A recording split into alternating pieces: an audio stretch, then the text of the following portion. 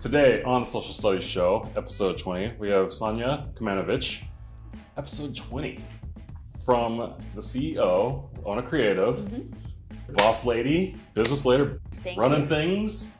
Trying. We've done so much.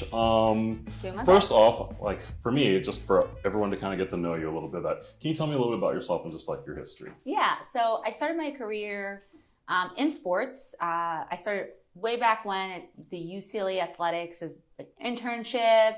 And then I ended up sending my resume in a box to the Clippers. So I worked my way up through the ranks of the Clippers, got hired there, started as an intern.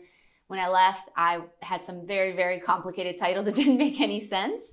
But about 5.5 years in, I know Nike came calling, and it was my understanding that somebody asked somebody at the NBA, hey, who's kind of like this up and coming star on the social digital side, from the NBA, somebody mentioned my name. I got recruited to Nike basketball. I was there for 2.5 years. And then when I was ready to leave, Nike actually ended up hiring me as a contractor. And my last day working at Nike was a Friday. My first day working as a contractor was a Monday.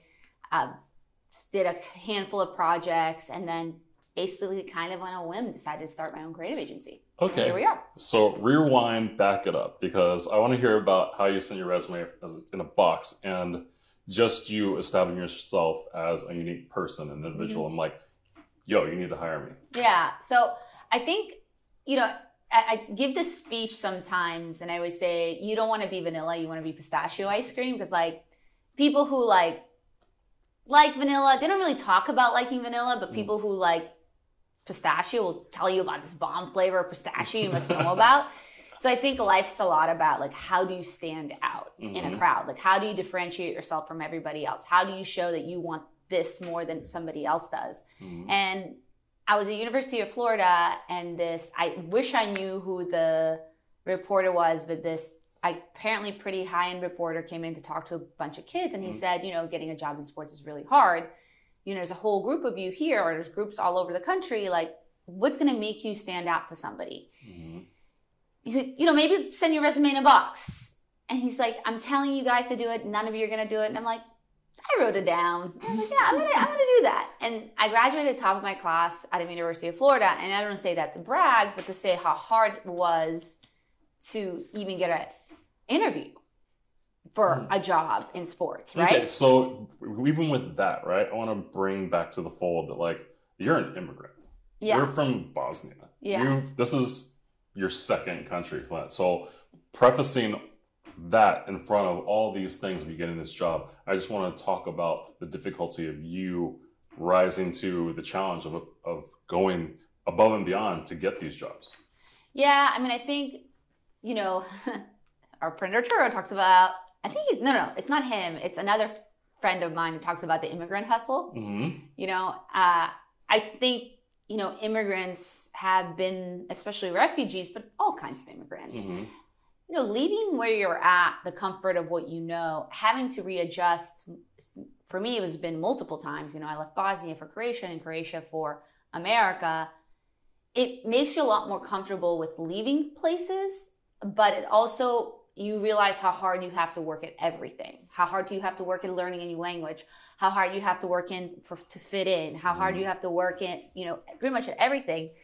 And then I think there's a certain sensibility that comes with immigrant parents too. Well, there's a thing that I want to add to that, right? Because my dad was in the military and I moved around a lot. And I think the thing is adaptability.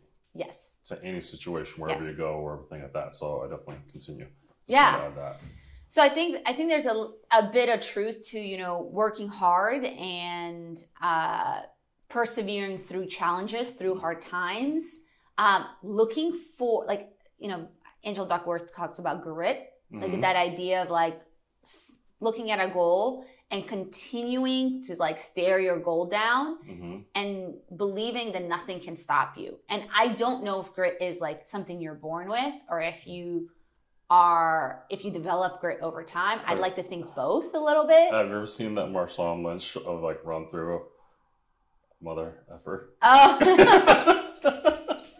You know the one I'm talking about?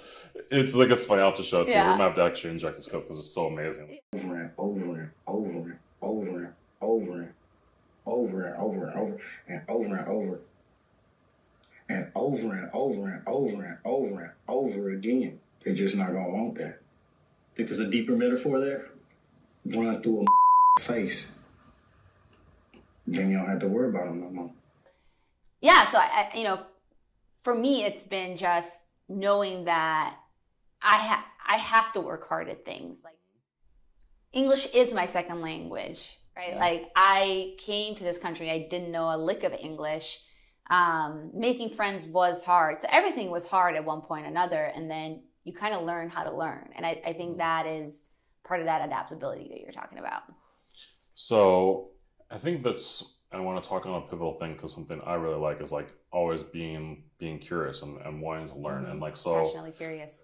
So it's funny just hearing that, and I'd like to hear your perspective on just like continually learning, especially now in such a technological age, and when you're doing marketing and you're at the forefront of like marketing of like as far as technology goes, and TikTok and Instagram and social media and stuff like that. So how do you take that ethos of always constantly coming with curiosity and learning?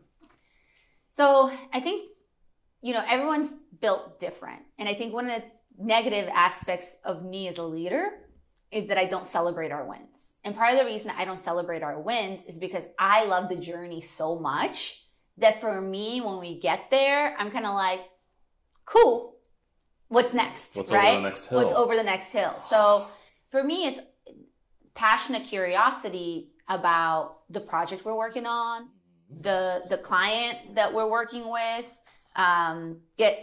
seeing what the abilities of my team and what they can do is a lot more interesting than even the end result sometimes. And so, I think entrepreneurs are all a little bit that way. They love starting things. That's why it's really important to have project managers and other people who have other skill sets of finishing things. Yeah.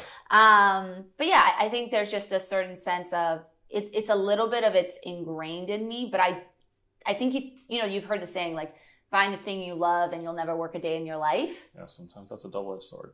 Sometimes it is a double-edged sword. It's so true, wake but up in the middle of the night thinking about work. 100%. It's weird. You're like, go to bed thinking about work. Wake Like, up thinking about work. Yeah. But it's true. It's like I'm so excited to learn about the thing that I'm working on. Is it a women's sports thing? Is LeBron going for the title? Even though we're not working on that, but like, these are exciting problems to solve. And stories to tell and things to accomplish. And once you accomplish them, it's kind of like, what's next? Okay, so I got a question for you in this regard. Like, obviously, you've had an amazing career. And so with starting your own agency, why you? Why did I start my own agency, or why somebody like me should, or? So you see this whole marketplace. Yeah. You could easily go work for someone else. It's not like people weren't knocking on your door, obviously. Yeah. Things like that, right? Why you? Why did you want to be like, this is the thing. This is what I can bring to the table. Yeah. So I think, again, I go back to like, I didn't choose entrepreneurship. Entrepreneurship chose me. Oh my Just God. kidding. The game chose me.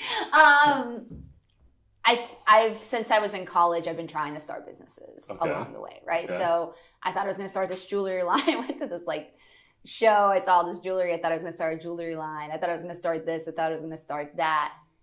And it just so happened that when I quit Nike, when I quit corporate, I'm going to be like this person who quotes a bunch of quotes. But I used to have this thing on the wall that said like, leap and the net will appear. It just kind of like, it was like, project after project after project after project, and I just kind of liked it. I liked it. I liked the freedom. I liked being on this side of it. It felt good. It felt less anxiety inducing than being in a more corporate environment. Not everyone feels that way. I love pressure. I love challenges. I love big problems. And so because I love it so much, I think I'm good at it for that reason, because I actually enjoy solving problems. Somebody sat me down the other day and they said, what are you working on? What's next for you? And I really want to write a blog about this, but I think entrepreneurship, life in general, is about levels, right? You have, often it comes up with like the way I coach my staff. too, right? You're not ready for this feedback yet sometimes. Sometimes you're only ready for this feedback, right? So you're not going to be ready for a higher level of feedback until you accomplish these other levels. Entrepreneurship is the same way. You kind of have to achieve a certain understanding of projects, of work, working in your work to get to that next level. And some people can skip ahead. But for me, I'm learning how to be a CEO right now. 7 years into my business, I have never learned how to be a CEO. I'm just now really starting to dig into understanding my numbers, understanding profitability, understanding, I don't know if I'm going to raise money for my company ever, ONA, but other companies, raising money, venture capital, how the financial world works. Operations, optimizing operations, running ops meetings, right? Before it was just like, we got a project in, we did a really good job at it, that led to another project. Move on to the next. Yeah, I hired some more senior people. You know, like I'm really just finding out how it means to be a CEO 7 years into my business. It's enlightening because I just hired a digital strategist for me for my photography, and just putting up systems, operation things of checking boxes and things like that. And I think it comes down to just even with any work, right? It's consistency, and something that I want to touch on with what you were just talking about of like, I want to start this, I want to start that, I want to start that. Success is just a series of failures. Of course. But a lot of people don't see that, right? They just see the success happen to like feel like, oh, Sanja did this thing, she's a CEO, oh my God, you know, like they don't see all the failures kind of going forward. So I think it's really pivotal for people like ourselves to talk about like, here's all the things that I did wrong, and here's how I went around it, and like understand, because it puts people's mind in the reality of success. Yeah. And so I think sometimes people just see the things, you know, like Instagram and TikTok, and there's so much like delusion about that, but people don't see just like sometimes just consistent work and like that, and like then you actually get to see over that next ridge. Yeah. And so that's something like, I love that you alluded to it and talked about your businesses and just getting that, and just we're transparent about like you're still learning, because like a lot of times people are like, I got this. You know, and it's just like, ain't nobody got it. Yeah. Still learning.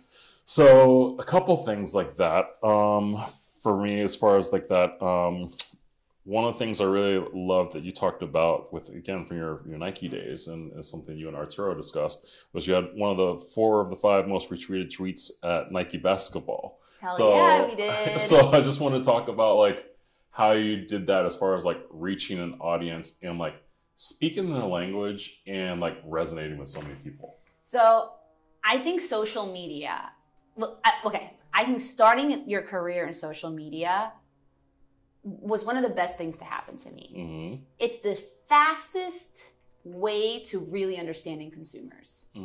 You are constantly putting stuff out, and they're constantly telling you how they feel about it, right? Both from a likes perspective, from a sentiment perspective in the comments, you're getting consistent feedback all around you from when you're sitting within a brand, from people around you, whether they like it or they don't, right? And I'm a big numbers person. So, you know, earlier I mentioned like I'm consistently late. You're like, I don't know how it works for a CEO. I have this weird thing where I'm really good with numbers, really good with creative too. Like I'm both sides of the brain. So I can follow, like I can watch social and I can be like, that'll do well, that won't do well. If you give me 6 months on an account, I can kind of consistently predict how like social posts are going to do until they change the algorithm and then everything changes. But again, I think it's one of the best places to start your career, because you really learn that sentiment. You really learn like what works, what doesn't, what kind of language works, what doesn't. Similarly, I had an epic team, right? Like my team at the time was this agency called Team Epiphany. I had a handful of writers, and then working with Wyden Kennedy, who's like the creative agency. They had epic ideas as well. So my job was really just to like understand the platform and the audience, cater to them, and work with my team at Team Epiphany, my internal team at Nike, to take what Wyden was giving us that was going to be some sort of a game reactive often, or as a Kobe comeback or something, and make it social friendly, social first, right? And a lot of agencies, big agencies at the time, had a really hard time with that. And a lot of people on my side of the fence inside the berm would just take what like their partner gave them and just post it on social. But, and I'm not saying that nobody did this, but we really, on the social side, especially on the basketball side, we really took the time to think about like what's going to perform the best. So for example, again, I wish I could take credit for this, but I don't think I came up with this idea. Wyden had a manifesto for the Kobe comeback. We said, somebody on my agency side team, Wyden gave us beautifully written copy with one photo. Too much copy to go on Twitter. No one's going to read it. Somebody on Team of Tiffany, he said, we should tweet out every 10 minutes, or somebody, I don't know who came up with it, before he steps on court. It was kind of, and not agitating, I don't know what the word is, but so sequence anticipation. Yeah, but it was kind of like negative things. Like it almost sounded like you were like saying like, and people are getting so pissed off. It was like, he shouldn't have scored 81. He shouldn't have done this. He shouldn't have that. And like you see people in the comments, what are you talking about, Nike? Yes, he should have. Which obviously raises the engagement, creates conversation, until we dropped the final thing that it was like, I can't remember what the tagline was, but it was like this epic payoff is like, he didn't have to, it was like he didn't have to, but he did anyways, right? And then everyone's like, oh my God, Nike's so brilliant, da, da, da. But it was like, we built anticipation for an hour before the game, went out with that. Now you have people tuning in for an hour to see what's going to happen at the end of this thing, you know? Yeah. And at the time, our channels were much smaller. We got 1 million engagements. There was 2 million people watching it on TV, and we got 1 million engagements on social. Mic drop, insane. Like, that's just like 1 million people either watched the video, clicked like, retweeted, shared, commented, or something.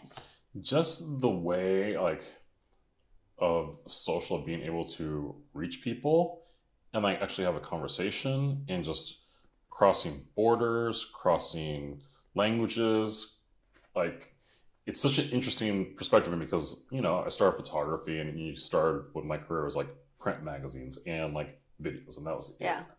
And so it's been interesting watching this whole 360 marketing of that, and like something where I've had to really re-engage, and we can talk about that later, like with TikTok and Instagram and actually reaching people and giving them hope, and just like it's such an interesting way to communicate. And so for me now, looking at all my projects, I'm thinking of them holistically, top-down view of all these different things. And like for me, I'm almost just like, what's next? Right? Yeah. Like it's like for me, like the whole thing is like, because I mean, people are like, you know, we were saying like slow to adopt as far as social media. The way I conceive it in my mind is like, it's just another way of communicating, another form of people. So I don't really like, for a while I was like, because I was just like, you know, it's like you're learning this new thing. But then you like see it and you're like, wow, that you can just really like reach out and get things out so quick. And it's just like the vision in your ethos and things in your imagination. So now I'm just like, I'm loving it. It's like, it's so fun, you know? Again, you have instant feedback. Is it working? Is it not? And sometimes it's like, maybe this would work, but I don't have the right audience. Or is it resonating with the right audience? That's the other thing that people like I'll post stuff, it doesn't get a lot of likes, but if I'm seeing that it's getting a lot of likes from the people I wanted to get a lot of likes from, then it's still worth posting. Exactly. And that's where the consistency comes through. Because I think it's like, who are those people who can have impact in your life, and where is the conversation going? Who are you trying to talk to? And like for me, like it's like maybe it's 1 in like 50 people you're trying to talk to, but if you got that one person that's actually coming back and like giving you feedback back, that's where it actually matters, right? So for me, like I think a lot of people got kind of lost in the super like likes game. And I think it's just like, who are you talking to, and is what you're saying matters. And I want to touch on this because I think this is a bad trap for women, right?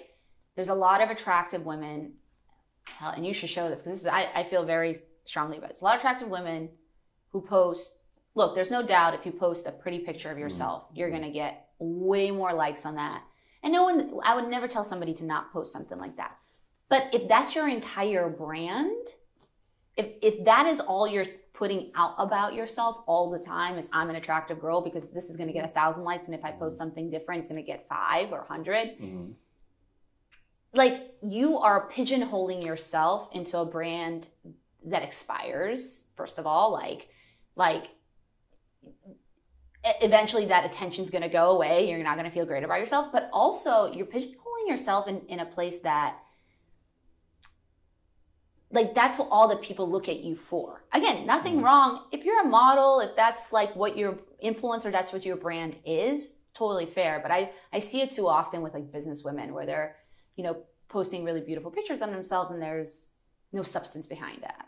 Well, an athlete that I've had the opportunity to work with and who's really kind of brought things to the forefront as far as like bringing reasoning perspective with her posts and tweets, Simone Manuel, the swimmer. Oh. And like she was talking about the election, she was talking about like racism, she talked about like overtraining, exhaustion, and something that really actually just leads into what I want to talk about is just like you as a female athlete and being able to actually talk and speak to that perspective, how you're actually going and reaching audience that way and actually being able to help maybe like guide that ship of people like looking for their voice and use them through your agency to actually put that message out there. Yeah, I think, you know, having played sports, I mean, I've never played at a competitive level. I wish I had, but there's something interesting about having a lived experience, right? So we talk about that a lot at our agencies, like who has had lived experience, and having been a female athlete or a woman athlete, I know how I want to be spoken to and marketed to.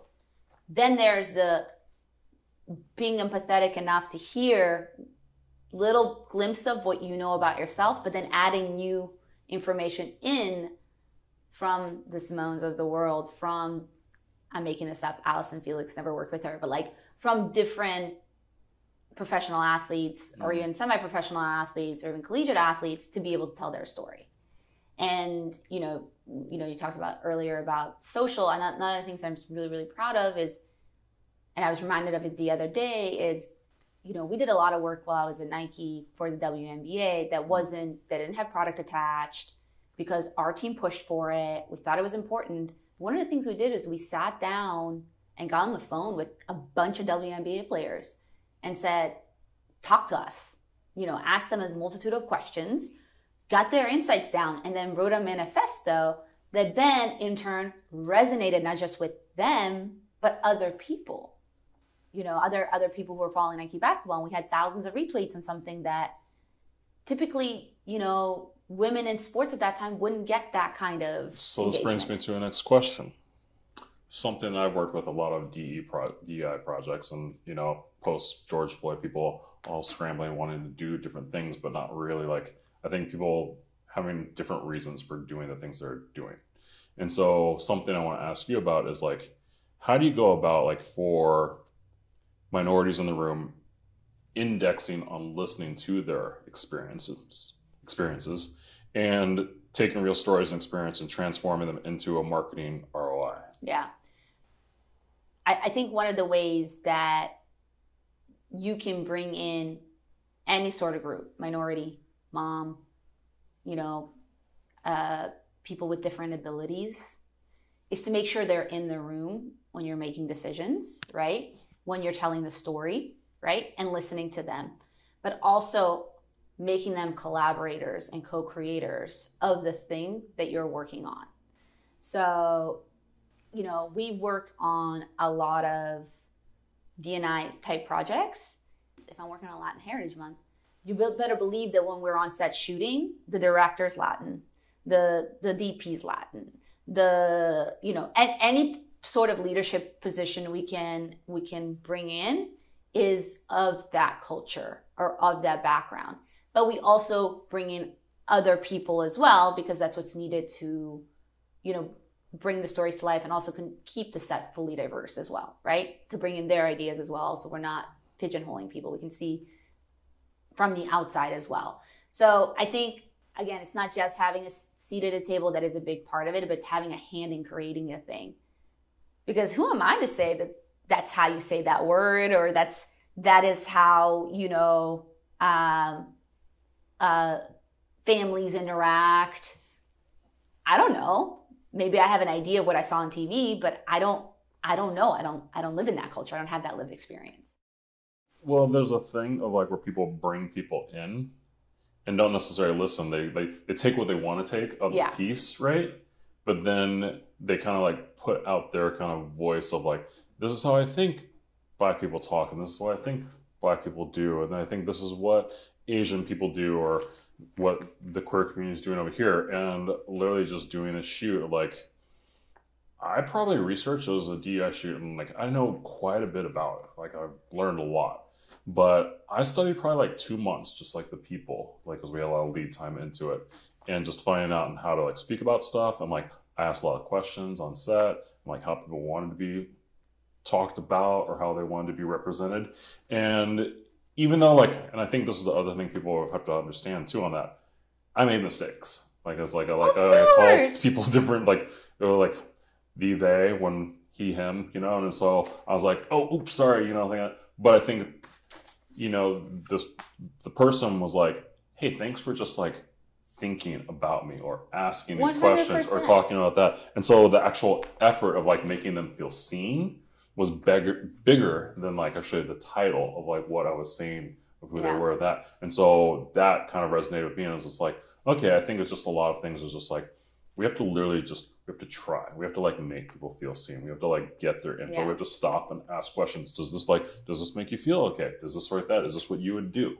How are you feeling about this? Do you like these poses? Is this how you would pose? Or something like that. And leaving room even in set, just time to be able to ask those questions was really important, because people like, you know, when you're shooting, like schedules super quick. Yeah. But you got to be able to like stop and have a little time to kind of like have those questions like, hey, are we doing this right? Yeah. Does this look authentic to you, to you guys, the people we're portraying? And I think a lot of times when I saw that early on after, you know, the pandemic and so forth, and rise of Black Lives Matter and people just being more socially conscious, people ran into it. And what I called it, like, it's like running into the burning building, but not really necessarily knowing like what they're getting themselves into. What they're getting themselves into, right? And so I think sometimes it's like, it sounds kind of bad. Sometimes you have to like sacrifice some things to actually like do a bigger, greater good. And so that means sometimes actually humbling yourself, because a lot of people come into it with the ego of like, I know because I'm this person or the CEO or this thing. But you actually have to stop and like listen to what people are and like that, and then get their perspective, and then put your ethos on it. And that's something I wanted to ask you about as far as like coming to that. How do you get brands to align once you've done that research? You know, so to be fair, most brands that come to us that we work with already get it or have people on the other side that get it. So it's not the hardest sell. Like, I'm not walking into a brand pitching something they didn't come asking for, right? If we're getting briefed in on a D&I project, you know, typically the person on the other side, in my experience, and I know that's not everybody's, typically has, again, lived experience from the community or has a very strong understanding of that community. So I'll say that. However, where we do run into hiccups is sometimes you can't be that real, right? Like, you're like, oh, I want to be real. And they're like, well, we're a brand. We can't be really that real. So I think what we do is we present options, right? The safe option that we know they're going to go for no matter what. And then one or two options that pushes the edge a little bit. Maybe one like in between, and then one that really, you know, teeters on something. I wouldn't call it necessarily provocative, but like, is the real? And, you know, and I can give it an example. We actually did some work with Meta, Facebook, on gentrification of Inglewood, right? We spoke about like, could you see Facebook, Meta speaking about gentrification? I mean, that's pretty meta. Yeah, it's a pretty like, whoa, do we want to go there? But we did it in a way that we brought the community in. Meta was already investing into Black and Latin businesses. And so it just didn't feel so far out for them or so far out of touch for them to do something like that. So I think it's about, you know, right client, right message, right time kind of thing, but also... Can I ask a question on that? And this is kind of deeper into the algorithm, right? So when you're looking at that and you're putting out that as far as distribution, are they putting that message out to Meta of Black and Latin communities and staggering the algorithm to the distribution of pushing that out of there? Or actually are they putting it across the whole board? Because that's something I see, like, you know, I come from outdoors and sports and Yeah. that. And so what I see sometimes is people are doing DEI stuff, but they're pushing it to their old Caucasian audience, right? And then they're like, well, it doesn't resonate. And you're like, well, it's like, you know, like, well, who are you trying to engage? If you're actually trying to bring more people in, you have to actually go out to a different audience. So like coming out from this perspective of putting that as a project you're doing, what was your media buy? Where did you go with the media buy as far as putting that out? So it was to Black and Latin communities, and this was for Black History Month, so specifically to the Black audience. They have a program called Elevate, and that's the program we were working on when working with for that, because I agree with you, like it wouldn't resonate. But there's also something to be said for, because I can see this both ways, right? So the message that we had was very highly inspirational and motivational, right? Like we picked 3 different business owners, and we're like, these are people who are keeping their own in this community, right? This is happening, but these are 3 Black business owners who are, and one of them were actually, they came in from out of town, but there were 2 Black women who really worked hard to get the community to like be a, you know, come by, be a source of, you know, inspiration, events, community events. They held a bunch of stuff. They hold a bunch of stuff at their coffee shop all the time. So it's a human nature story. And I think that's where like a lot of things of like coming at DEI was like getting people to understand the perspective. It's like, it's not Asian, brown, Indian thing. Sometimes just telling a human nature story with a different protagonist. Yeah. And I think that because, you know, it was going out to the Black community, there was a lot of conversation about, you know, hey, you can, like, reaching out in the community and being like, you can do this too. Because that's their whole platform is entrepreneurship, trying to get more people, whether it's to become single owner entrepreneurs, right? Whether they're like training themselves to learn how to use Facebook tools to become certified and be able to build their own business in a way, or it is bringing other business owners into their ecosystem to be able to promote. And the beautiful part of Elevate, it was started by Black employees at Facebook, right? They did it on their off hours, on their own, when it first started, and then it became a funded program over time.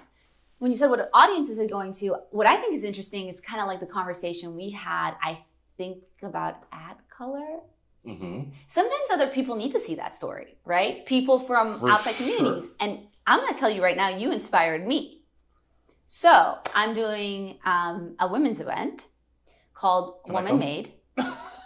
That's my first couple. First couple are going to be women only. But no. But I want to. Like, it's how I've learned stuff. Like, I'll tell you actually a funny story, right? So back in snowboarding days, like that, I did a project with Gretchen Blatter. She was Olympic medalist, silver medalist, like that.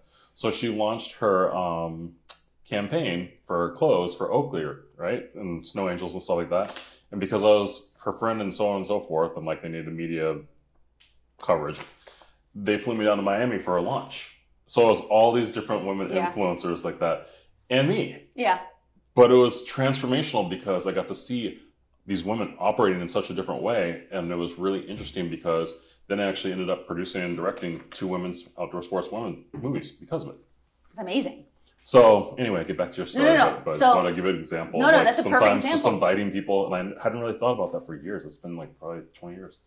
Yeah, so for example, we're going to have all these powerful women in a room, but we need male advocates in order to, or men as advocates to be able to get, like most of my mentors are men. You know, most of my mentors are men, that they're not women. No reason. I work maybe because my career started in sports and that just happened to be where I vibe to, right? I think that's just America. Yeah. It's unimportant, but that's who I happen to. But it is important because like I was just looking at something where they were talking about like only 11% of women are business leaders across the board in America. And so it is important. I think it's like something like that where like I challenge you on that because I think like it's like we need more voices, just what you said. Right. And so if you're only having male leadership throughout your whole career, like for me, like, I mean, something that was really hard, you know, and coming from sports is becoming a Black winter sports there were no other black people right there. So Yeah. I didn't even like, it was a real hard thing to kind of like get to know and understand like that. And so it is a real hard thing to break into at first, right? And so it took me like after the end of my career in winter sports, moving to New York and like understanding more about my culture, more about people and things like that, because all of a sudden I was surrounded by other influences. I was completely embedded in a circle of Caucasianism there. Yeah. And so it's hard for you to kind of like come at that. So it's a weird perspective. Sorry. No, I agree with you. And weird thing is the few women that were in sports were not inclusive. In fact, it was like, there's only room for so many of us around here and you're an extra. So see your way out. So that brings us to two things that I actually want to talk about. And if you don't mind me stepping aside for a second there, of when people breaking through the glass ceiling. And so actually getting there and like, sometimes they get there and like they think there's only enough air for one, but actually the whole thing of growing. And so for me, and something my father has emboldened in me is like always like have one hand reaching for the sky and then another hand to help people up, right? And so I've really had to like learn and take that to heart, because like you're so like when you get to that place, there's stuff you're so scared of like failure and like falling off. You're like, you know, like that you're like, man, I don't know if I can help someone and because will there be enough room? And so I want to ask you about like one of the things I really like love about your company and what you're doing is you're building a bigger table. 100%, yeah. And so funny you say that. So my two mentors, I have more than two, but the two main ones that I go to for advice all the time are two black men, right? And I have a weekly meeting with one of them, and I had one this morning. His name's Kareem, and we just started this. We're also business partners in a different venture. So we've been friends for 7 years now, 6 years. And Kareem said that. He said, just the interesting thing about Black people in general, there's so few of us that end up making it to more senior levels that when you do, you really want to reach back down and help the next generation. And so I think that's very true. But for me, I agree. I don't think it's rarefied air. I think it's more about, I think the thing I realized is, and again, Arturo is so great at this. He talks about how, I think he's the one that says like your net worth is measured by your network, right? And so it's the opportunity. I for a long time didn't really think about, this is one of the other things I'm working on as well. It's like, I really didn't think about my network. I always had a great network, but I didn't really think about how do I fire up my network. But within that, it's not just about me and my business, but it's about the people that I can bring with me on that journey, right? Because if I help Julie, or Rachel, or whatever, get a job, they'll be like, they're going to want to work with me down the line at some person, and that's not why I'm doing it, but that is the way business is done, right? It's about helping each other. It's about, creating opportunities. If you're seeing it as a zero-sum game, I'm sorry, you're not going to go very, very far places, many places. I'll bring it in a different thing, right? It's an opportunity to scale the world and the vision of what you want to create. And so if you actually have more people thinking along those lines and you're bringing them along in that path of helpfulness right there, maybe some more people, instead of like the way the world's been, start to see the way the world could be. Yeah, that's true too. So that's kind of, that's where you were going with it? That's my weird little side thing of just like, it's like I have this imagination of where I could see the world could be, right? Yeah. And so that's something I work towards every day, right? Just like how I want people to be treated, how I want like my friends to be treated, how I want like future kids that look like me to be treated like that. So it's like you have to lay the bricks today. Yeah. I also think it's about giving people jobs and opportunities, right? It's not just what we do in terms of what our output is, right? You take beautiful photos, some of amazing female athletes. That's part of the job, but it's like, who was your assistant on that? And what do they get to say that they've done now that they can do next? We have that opportunity all the time. I sit on set and it's not just, I mentioned earlier, like, hey, the director's this, the DP's that, it's giving people a shot that don't always get that shot to shoot for major brands or to be part of a network or whatever. And I think that's a huge part of it. Well, the interesting thing there too is like, what did that person interject to you on the thing to make the project better? Exactly. That's a beautiful thing when all of a sudden like people like have that voice so they can actually speak up and like, hey, I can make this, like, hey, let me speak up and I got some tip for you, right? And so I love that, and like some of the younger people I have working for me and interacting with me, like that's something I'm always like looking for. I'm like, hey man, speak up if you got an idea, like go for it, like 100%.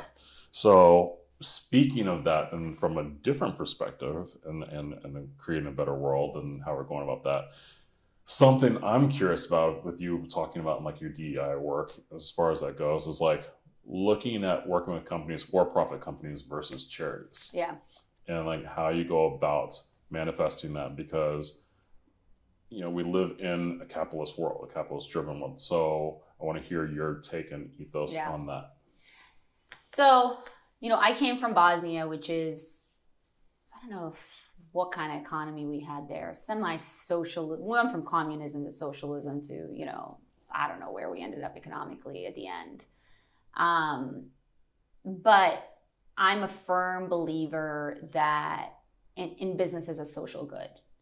And the reason especially in this country, in America, and the reason I'm a firm believer of that is that, you see, and it's unfortunate to say, but people are gravitated towards jobs to make the most money. Point blank, period, right? And there's a certain level you have to make to just be happy. And then after that, everything is gravy, right? I think that's really a hard place to get to in a nonprofit world. In a nonprofit, right? Not in a nonprofit, but like if you're working for you're constantly like hustling for dollars. You're trying to get people to donate. You're trying to figure out like how you're going to pay your staff, how you're going to grow the business. You're kind of like working on shoestring to budgets. Not only that, people are constantly judging how people are being paid within the organization, right? You hear this a lot, like, oh, this CEO of this nonprofit is making $200,000. It's like, well, they're living in San Francisco, and that's kind of like, you can't even buy a home for that if you're living in San Francisco. So, but it looks really bad. So I think having a for-profit social good business allows you to grow something much bigger, right? Much bigger, that has a lot more influence. Like, how much influence does Nike have on us? How much influence does Facebook and Meta have on us? Like, all these brands have touch points on us every single day. They're telling stories every single day. And they could choose to tell stories that impact the world for the better and shift the pointer in a positive direction. Or they could choose to like sit in the sidelines and say, hey, it's not our place to say anything. This is not our fight to fight. Or they could be on the other side and be like negative in any way, shape, or form, right? Detrimental. So I believe that being on the side of, hey, how do we touch the most people possible? And I believe as an agency, you're in the ear of these brands all the time, getting them to shift one way or the other. If you have a sound enough strategy and a sound enough reason, that you have the ability to, shift perspectives, shift sentiments, tell stories that actually, inspire somebody to be better and to do better and to understand somebody else's perspective.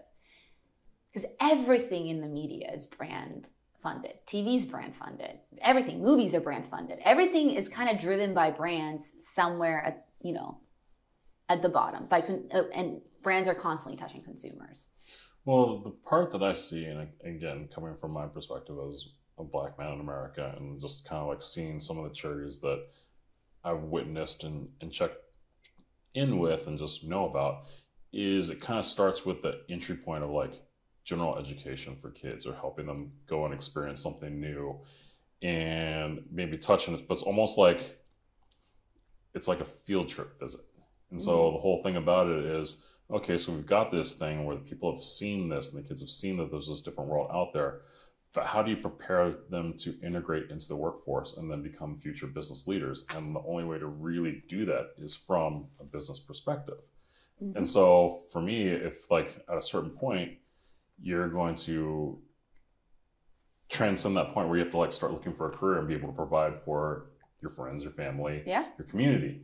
And so understanding how businesses work and that the world works for profit, like I just didn't see enough of that in the space of like putting people on a higher career path and playing for achieving bigger goals. It was always just kind of like at this, kind of almost adolescent levels where it kind of like reached out, like, and it just aged out there. And so for me, looking at things now, I'm more about trying to teach people how to have a sustainable life for long-term growth, build generational wealth. And so I think that was something that was really hard for me to kind of like wrap my brain around as far as like charities, because I just didn't see how they were really preparing people from diverse communities for generational wealth and actually like the faces of business economy. Yeah. And so that's kind of where I'm like, okay, well, I think we kind of need to teach more things here in a business-oriented way to move things forward, to bring our communities up a level. I 100% agree. I think, the handful of people that I've been lucky enough to have had come into my life whose careers I've helped because of the work that I've given them, that's been some of the best stories, experiences of like, if I think of anything that I've done well, those are the things that I'm the most proud of. Yeah, the campaigns are cool and that feels great too, but yeah, I think the ability to be a good company and then be able to give people opportunities that are going to grow their career feels amazing. Okay. Let's see. I have another question for you then. Two things, right? So you talked about third culture empathy in one of your previous podcasts. Yeah. And so I wanted you to talk about explain that for scale, and then how can different cultures connect on a baseline level? I mean, I think there's many ways that you can experience culture. I know for me personally, coming into this country, it's been sports, right? Came in 4th grade, didn't know any like English at all. I remember, walking to school, elementary school, to start basketball practice, right? 4th grade, didn't know anyone, showed up. There's like 5 other girls, and we're like a team now. And now I have instant friends. And there's this like great quote that says, and I can't remember it exactly, but like, all you need is a patch of grass or a patch of dirt and a ball, and then, soccer ball. And you basically have instant connection and that's why I think sport is one of the things that just truly transcends culture. Like, you don't have to be able to speak the language to be able to know, when somebody wants the ball passed to them. There's ways of signifying that, or like to see that someone's a good shooter, or to know that, and I even say that for my brother too, right? He came into this country similarly, and he was a really good soccer player. So kids like accepted and loved him right away. So sport, yeah, is a way to connect. So for you as a creative, how do you overcome roadblocks? I go on a run. But I mean, let's say that you've worked on, you're talking about how you like give people options for the creative that you're doing, right? Yeah. And you're having a company and maybe you have a difficult client. And so maybe like through in this space of ideas, maybe they hate all of them, or maybe like there's something that I like about this one, or like piece of that. So how do you go about steering your client to overcoming like roadblocks for like creative? Like maybe you actually have like, this is it, like I've got the idea, but it's like trying to help that person see your vision. So how do you go about like overcoming roadblocks in that way? Yeah, I guess those are two different questions. They are two different questions. For a creative, it's a couple of things, right? So I mentioned like we give 3 different options. And one is sometimes the thing that someone asks for is the obvious answer. Very clearly, this is what they're asking for. They want a car, we're giving them a car. Photo shoot with a car. I'm making that up. But then it's like looking at things from a different perspective. Having I guess it's called a pentagram shift, right? I went... People called Landmark a cult. I don't know if it's a cult, but I went to Landmark and like the best thing I learned is like they drew the circle on the wall and they said, here's all the things to know about the world, right? Mm-hmm. And then they drew like a little sliver, and then they drew like another tinier sliver. And here are all the things that you know. You know English in the room, like, you know where Los Angeles is, you know, these are all the things. And he's like, and here are all the things that you know that you don't know. I don't know French. You know, I don't know. I've never had, you know, I maybe have had Argentinian food, but whatever, right? Like, but then the rest of the circle is like, here are all the things that you don't know, right? Like, you don't even know that those things exist. Like, you have no, you know, perception of them. Like, you've never learned about them. There's nothing you talk about. I don't talk about my hands. We get so all handsy. Here are all the things you don't know that you don't know. And I think creativity is that way. Is like, you can't open up your mind to ideas until you have had exposure to a bunch of new knowledge, right? And I think that's why people get better as they get older in their careers, is because you hold so much more knowledge. You've seen many more things. Your instincts are good. Your reactions are good. You walk outside and we're taking photos, you know what good lighting is because you've experienced it, you felt it. And I think creativity requires you sometimes to get outside of your comfort zone, learn things that you don't know. And sometimes learn things that you don't know that you didn't know at all, right? Yes. That you didn't even know existed. And so I think that's a really big part of it, is like, how do you spend time researching, reading, talking to people, you know, asking questions, poking holes in things, poking holes in your own like concepts. And then I jokingly said, I go on a run, and then you go on a run and it's like, there it is. I heard another founder goes on a drive, or you go on a drive and you're like, there it is. You know, it comes in your subconscious. It doesn't always happen like so consciously. You don't always have the aha moment when you're sitting there in front of your screen reading something for 20 hours. But it does require the reading of the 20 hours, of the 100 hours that you put in, and all the experience you have ever had before.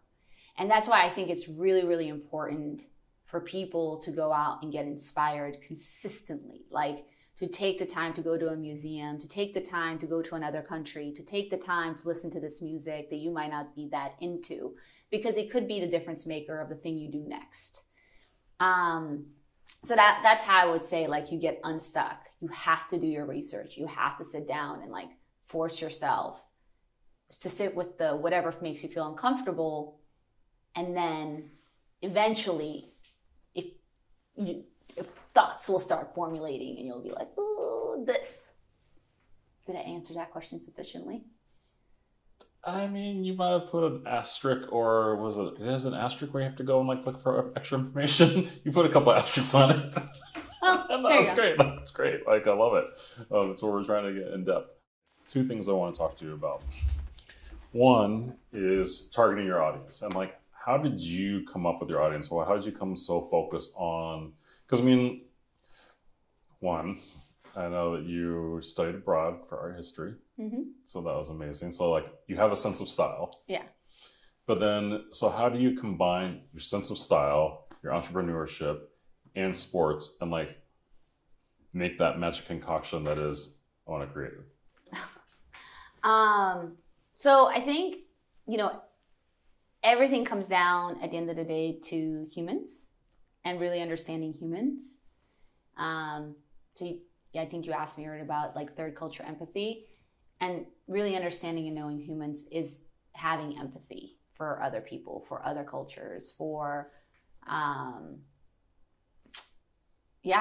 other tastes, for understanding that just because you like something, somebody else might not like something, right? So when you're looking at a target consumer and really immersing yourself in their world, like for me, my target consumer, I'm very clear on who's Ona's target consumer. And for me, it's brand people, right? I'm looking at like brand managers, brand directors. I'm looking at potentially more senior leadership, VPs, CMOs on the startup side. When we're talking big brands, I'm really, for the most part, probably not going to be pitching to CMO. That's not 100% true across the board. I would say 95%, right? That's my target audience. When I'm talking to a brand, their target audience could be, first-time moms.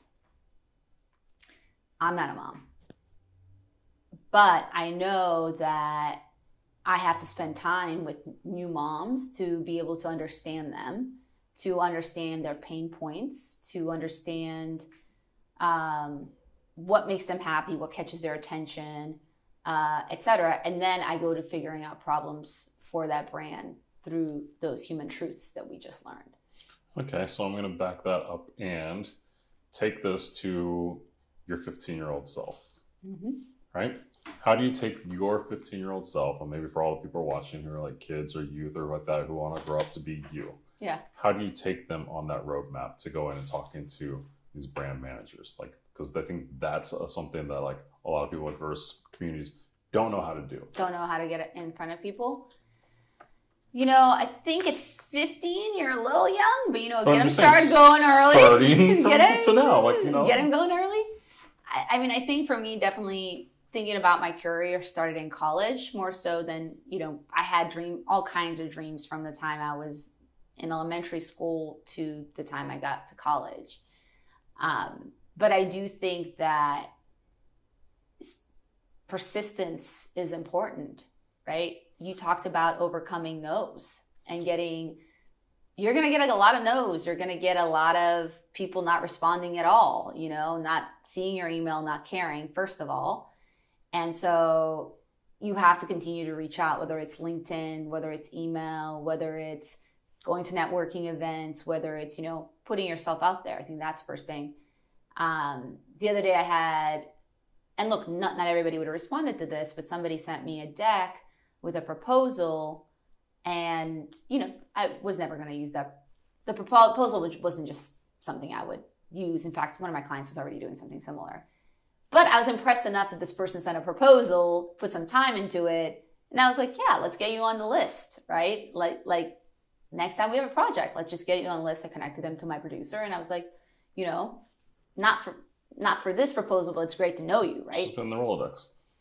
Nobody, many other people would probably just be like, pass it by, but I stopped, right? And I noticed, and somebody else will notice. They will notice.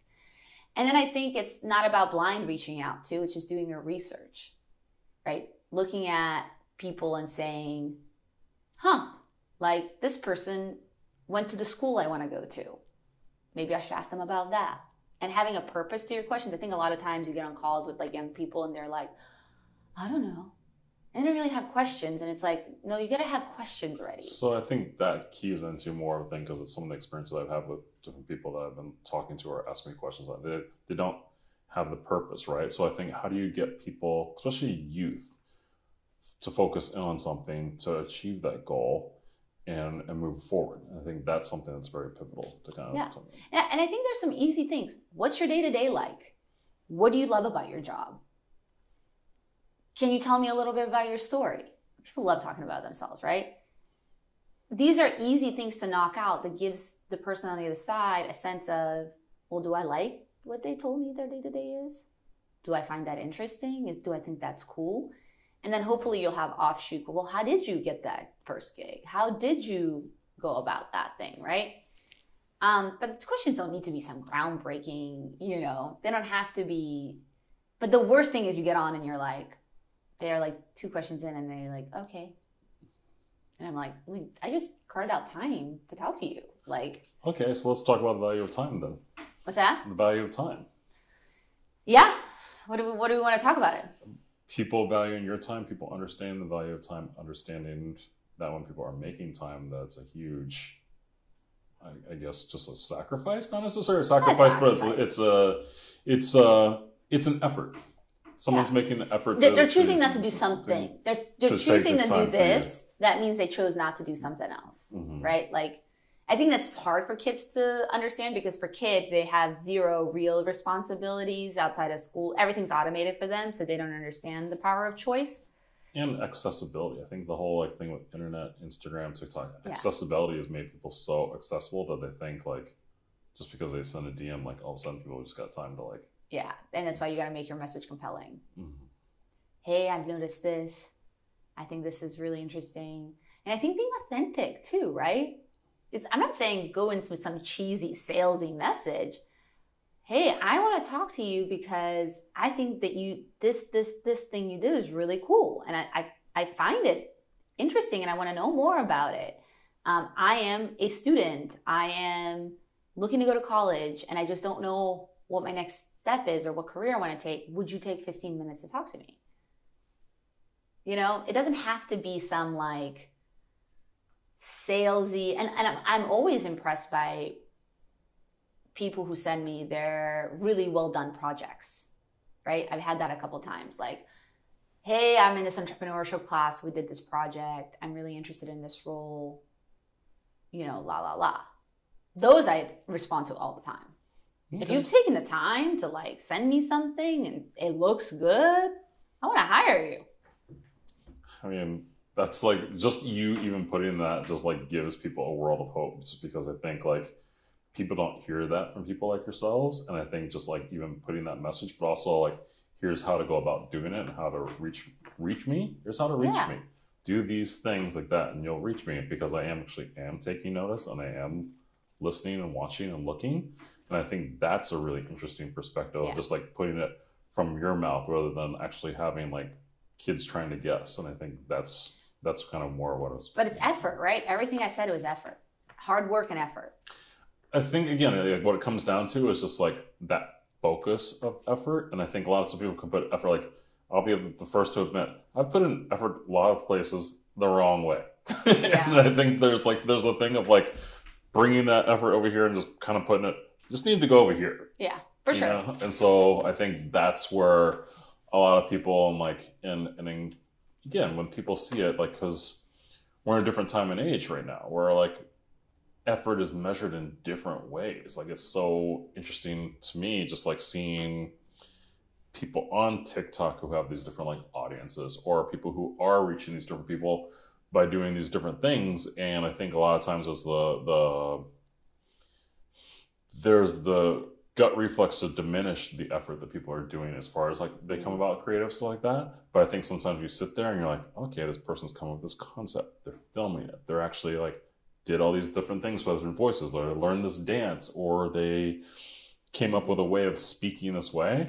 And so looking at that effort and then putting it into, just because it's on this platform, doesn't necessarily diminish their effort. So it's something where I've kind of had to like switch my brain. And I think coming from production, you really do kind of like tap into those type of different things. Yeah. So that's why I think maybe I'm like a lot more enamored with social media now, because especially for like diverse communities, like it's like a lot of times and just people that I've had problems, that come to me for mentorship, is they're like, hey, I want to make this film, or hey, I want to make this thing, or hey, I want to actually like do this or that. And I'm like, well, you've got this phone and you've got your voice. Like, it's like, these are two things that accessibility. Like when I had to shoot slides, I had to send things to magazines, I had to send things to photo editors. Hope I send a photo editor that then maybe they would call me and then like have a conversation that way, or going to trade shows and like you had to go fly around and do different things that way. So I had to go get people's spaces and like do it that way, right? Like now, like you can go and carve an audience out with just your phone. Yeah. And I think like it's just like one of those things where it was like a friend of mine gave this really compelling kind of talk, and he was like talking about stuff in the outdoors and just kind of his life, and I was just like, and it really resonated with people. Yeah. And I was like, just keep doing that. I think like that's the part where I talked about, like where they got distracted by everything else they're doing in their day, rather than really kind of laser focusing on things. And I think that's something where, as an outsider looking in on what you do, like just across the board of just like, you're running a tight ship. Like it is focused, like, you know, and I think that's something where I think we were talking about your, where was it? Your value. Where is it? On my value deck. Yeah, your value deck. Yeah. Right? And I think like just having that for people, for employees, and being like, this is how we get down, and this is how we're doing things. And like having people understand, like, it's like, it's so easy for people to hit the goals if they actually know the goals that they're aiming for. And I think you being able to put that and play that out there, that's where, you know, like younger people like seeing that, not necessarily having access or not actually being able to work in a corporate world. Because like for me, how do you know what's expected of you if there's no expectation set anywhere? And so that's for me, like from starting my own business as a kid, you know, like I never worked in the corporate world. I've always been a photographer.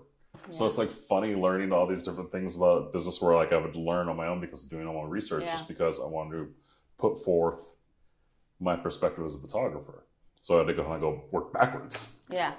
And so when you put that, like, it's like all of a sudden, like, let's put what you're telling people in the creative's face a lot quicker. Yeah, I have one of the, it's so interesting you say that. One of the things that's in the deck that was on my scorecard and was in another deck that I read was the ability to work through ambiguity. And I'm like, that's a thing? Because I always thought, am I asking too much of people if they don't know if this is the thing I'm asking of them is ambiguous or like but then I thought about it, I was like, I do it all the time. I get stuff from, leadership when I was at Nike that I'm like, what? I don't know how to interpret this, but then you spend the time to figure it out, right? Well, sometimes people are just doing that just to see what you come up with. Sometimes, but I think sometimes people are also just busy and they need you to figure it out. Like it's not on them. They're like, no, I'm passing this problem. I'm kicking this problem down the road because I don't have the bandwidth to handle it and I'm asking you to handle it. And I think where you're at in your career, you should be able to handle it, right? Or whatever. It's in our deck too, the ability to deal with ambiguity, because I believe that all that is again, time and effort and thoughtfulness and thinking through the problem.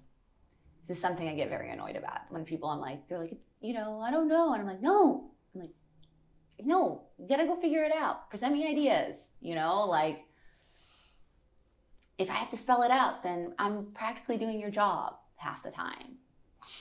But that's the thing. Like if I didn't know as a leader, sorry, I keep hitting this. If I didn't know as a leader that was a thing I could ask people of, I would continue to try to spell everything out. But then I'm robbing them of the opportunity to get better at, solving ambiguous problems. Well, I think like when you talk about that is like, as far as like see the table, building your own table, that ambiguity is the whole thing, the problem that you're presenting to people in a broad spectrum and giving them the possibility to build in any fashion that they want. Like there's like, it's like, it's not, you don't have this like IKEA catalog of like, go get this tool to build this thing kind of there. I think it's like, it's interesting to me, like something I love about problem solving and going to brands and brands ask me about solving things. It's like, give me the broadest box that I can play in, right? Mm-hmm. And as long as you just give me like, there's the parameters I can't go out of. Yeah. Think of that. That's strategy. But whatever you want to do within that box, create whatever you want, like that. And so that's what I love when people come to me about like, be like, Stan, we've got this problem, but here are our parameters. And I think that's just something interesting when you were talking about the three, coming to three different solutions. Like this one's like too real, and this one's kind of like maybe a pistachio light. Yeah. Like that. And so diet I think with pistachio. that, diet, I don't know, vegan, lactose intolerant pistachio. But it's interesting to me because within that, that's where I get to use my imagination. Yeah. Again, I just can come up with whatever, and then you can build the box. You can make it a little bit tighter, and then you kind of come down. And by the time you get down to that, then you've got your diamond. Yeah. And so for me, like that's a lot of the process of how I work is let's like give me the box, and then let's just drill it down. Yeah. And let's just drill it down, and let's just drill it down until we've got the process. Yeah, because no one's gonna. Right, like I say that brands, there's obvious solutions, right? When I say you get briefed, and I don't know how many people are going to really understand this, but yeah, what you're talking about is like they give you the brief, which has strategic implications in it. Well, here's the funny thing about that, and this brings me on to because you're saying that brands can't get it wrong, and this is something what the brands can't get it wrong. Like they can get it, like they can't get it wrong. What you just said. Well, they give you a brief and a strategy, right? So they're not giving you It's not necessarily that they give you the answer that they want. Sometimes in the brief, they'll give you the answer they want. But for the most part, briefs are meant to set up that box you're talking about. For sure. And again, this just sets me up for the next question that I wanted to is like, and it's something that you and Arturo talked about is like when brands do get it wrong, and then there's 50 different people through that. So that's where I'm just saying like within that process, there's a whole nother line of like procedure, and then hiring people like yourself and having people in the room, and something that you talked about as far as like, if you're doing a Latin project, you're bringing in those Latino people like that. And so I think, let's look at it this way, and it's something I want you to work backwards from. So if there is the campaign where there's 50 people that got it wrong and like put this thing out there, like the H&M thing a few years back, how would you go back and postmortem work that way back to actually like a positive outcome? To me, that's a structural issue, right? Okay, that's an internal structural issue. So again, I don't know what happened there, but if truly nobody raised their hand and said, I think he was talking about the Dove campaign. I'm not sure about the H&M thing, but I'm sure there's a million of these examples. If truly no one in the org didn't know, that's a problem. If truly people knew but didn't feel comfortable, that's a problem. And if people knew and said something but weren't listened to, that's a problem. So any one of those three things is the option, right?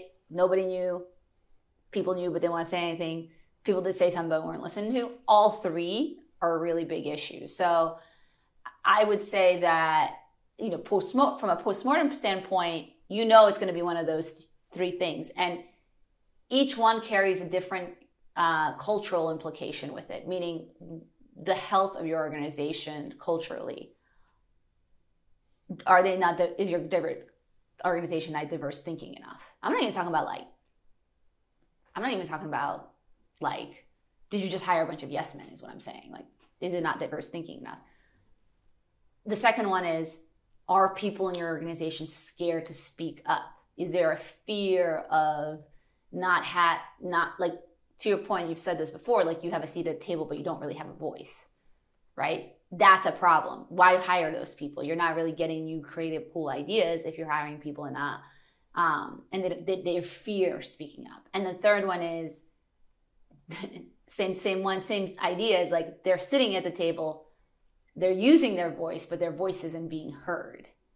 And that's the same thing. Again, why are you hiring these people, putting them in the room? You're making them miserable by sitting there and not hearing them. It's even worse to have a seated table and not be able to use your voice, or saying something and somebody not listening to you because you're putting your neck on the line sometimes. Sometimes you're looking at the very, very senior person and you're very, very junior and you're going, I think there's an issue here. Yes. And so I think when you think about it, like from a postmortem standpoint, it's a cultural issue that this organization has to address, or it's going to continue to make those mistakes. This isn't going to be the only one.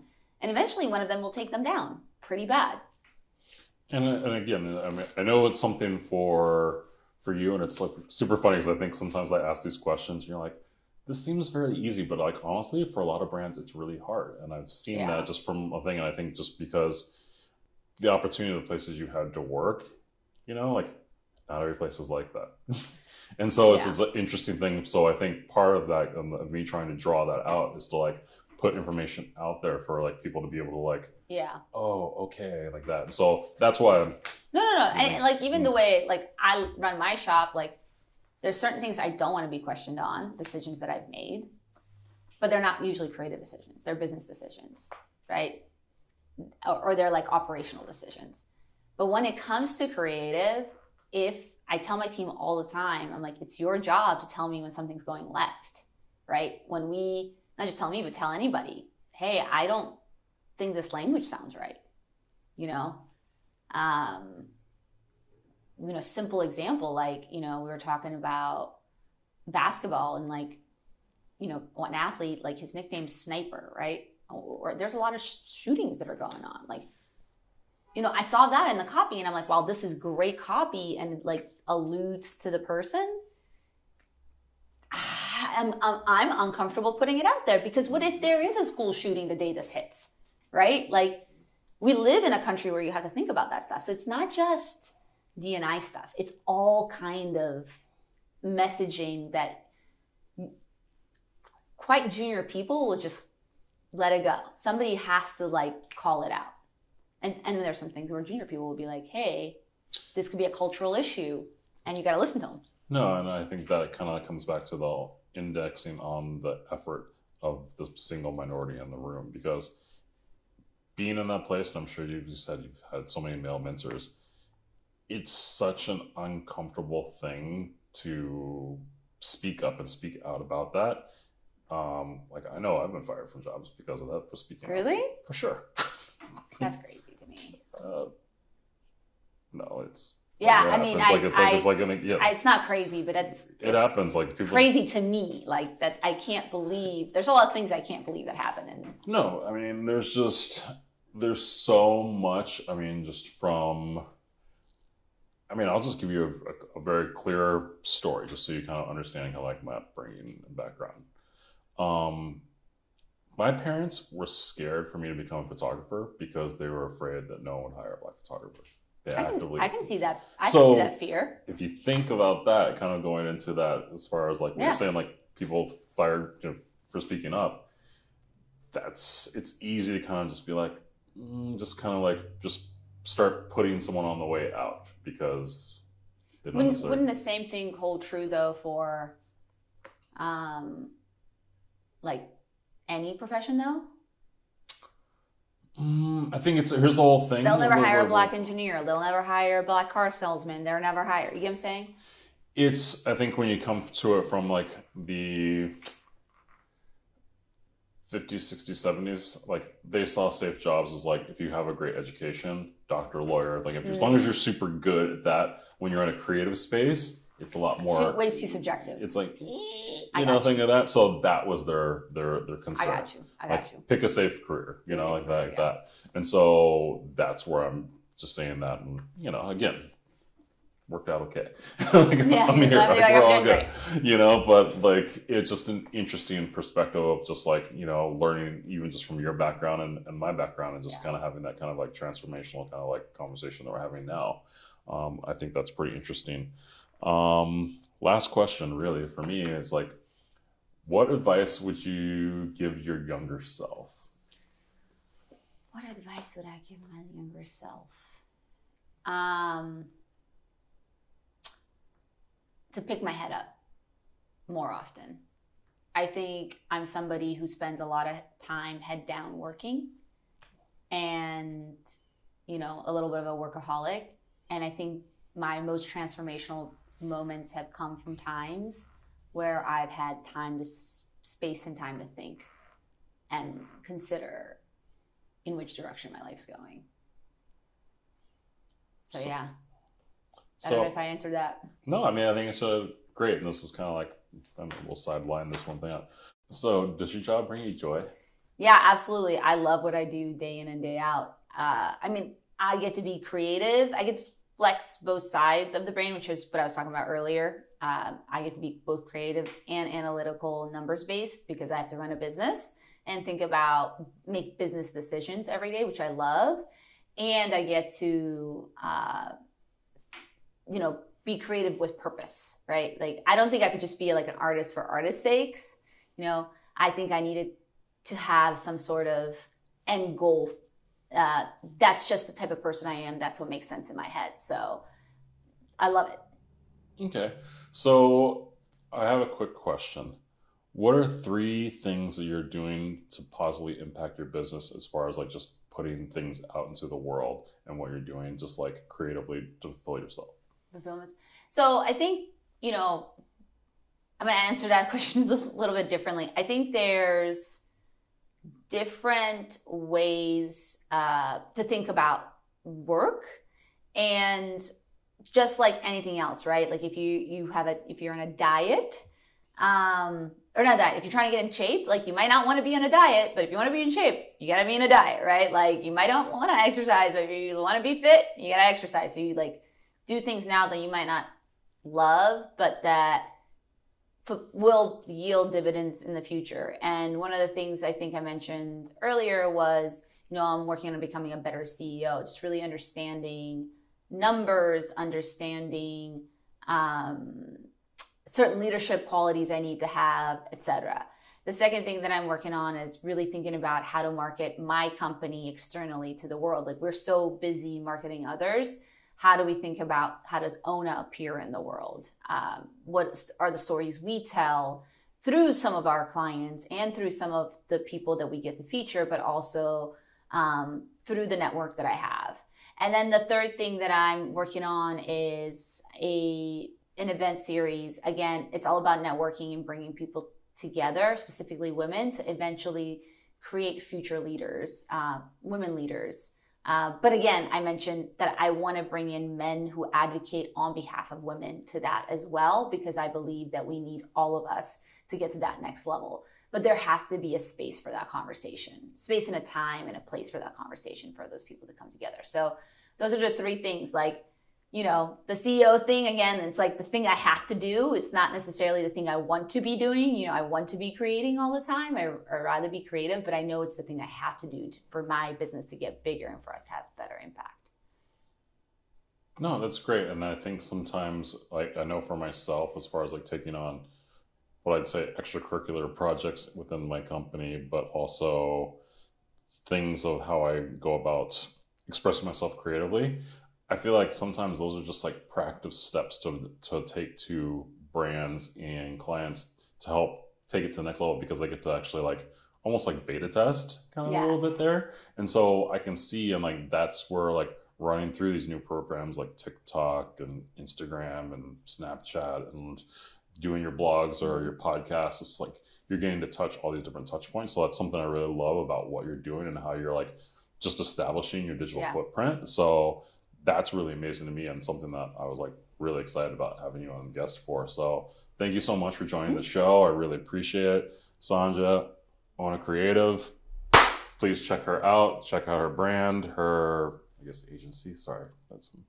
It's a brand. It's going to be a brand one day. Okay, own it. There we go. Bam, bam. There we go. Thanks for joining us on the show.